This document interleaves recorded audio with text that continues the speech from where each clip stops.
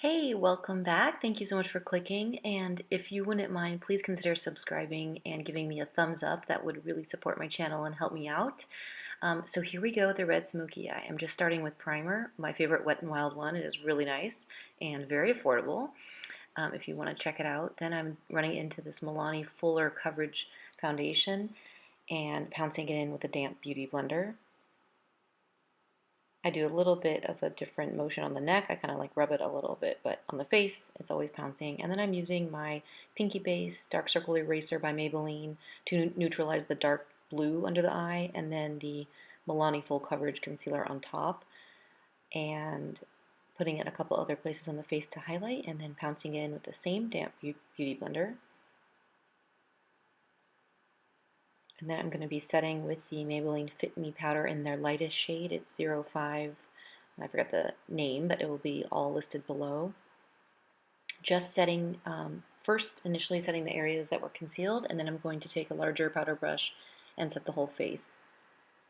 But before I set the face with the Maybelline powder, I'm going to use a slightly sheeny, shimmery highlight powder in a way. Oh, sorry, no, I do use the Maybelline powder all over the face with the big powder brush. And then after this, I go into this powder. It's a highlight, but I'm just really, really gently dusting it on the high points of the face just to bring a sheen there, not as a real highlight, because we're going to highlight later. Here I am contouring with an e.l.f. contour kit this time, going really affordable and trying to snatch that jaw.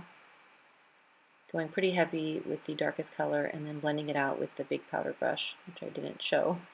Here I am contouring the nose with the same shades. This is a very old eyeshadow blending brush from Sonia Kashuk. It's like on its last leg, shedding like crazy, but I still use it. Adding a little bit above the lips, and then blending it with that powder brush that we set the concealer with. Here's the baked bronzer I'm using. It's a Milani product. Going kind of over the contour, hitting the forehead a little bit, and just warming up the face and bringing everything together. Then I took the beauty blender just to dab a little bit out and make everything blend in. There I'm taking my favorite blush. I used it in my quick quarantine makeup. It's really pretty light, has a little sheen, and then I'm highlighting with this Wet n Wild color. I swear these MegaGlo highlighters are iconic. They're so good, and they're like $3. They're really beautiful. So taking that on the high points, down the bridge of the nose, we have to go very sparingly with it because it is very shimmery.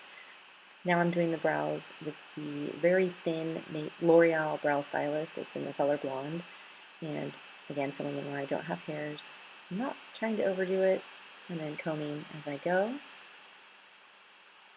Also, sorry about the light this time. I'm experimenting filming in front of a window, which I think it was too much light in a way, so I need to maybe close the shades or figure something out, but at least it's, anyway, we'll see. Maybe I'll go back to the bathroom.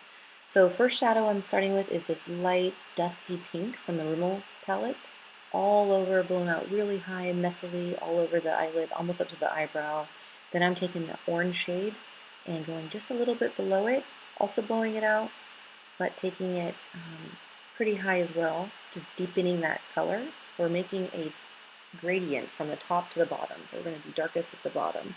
Now I'm taking that red from the same palette, same thing a little lower, building up those shades, and you can see here how it's starting to bring the smoke together with very minimal effort because we blended every step of the way, so it's not like there's any harsh lines that we're having to spend 5 minutes to blend out. So just adding more red on that side, and I'm taking this blush from another e.l.f. palette. It's a dark kind of red blush. Oh my god, I got blush on my cheek. We've all been there. It's so annoying. It's hard to get off, but I did my best. So I'm using my finger to pat that in all over the lid. I pack and pack and pack. I pat it in a lot more than I showed, and then blending it again with some more of the red, and then cleaning up with a powder brush, and then you can kind of see the smoke happening.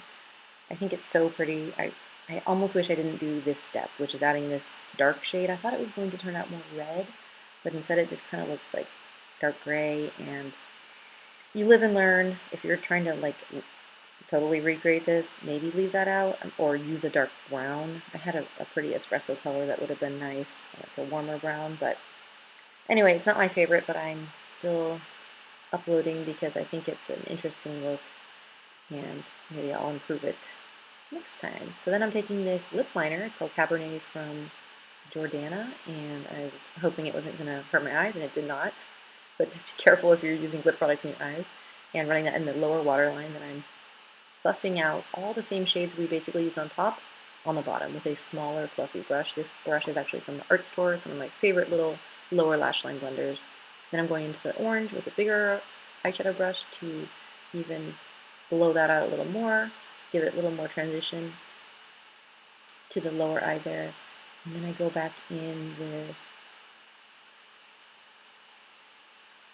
I believe, the red from the blush palette to kind of anchor it, and I go right under the lashes with that, so I'm not taking that as low.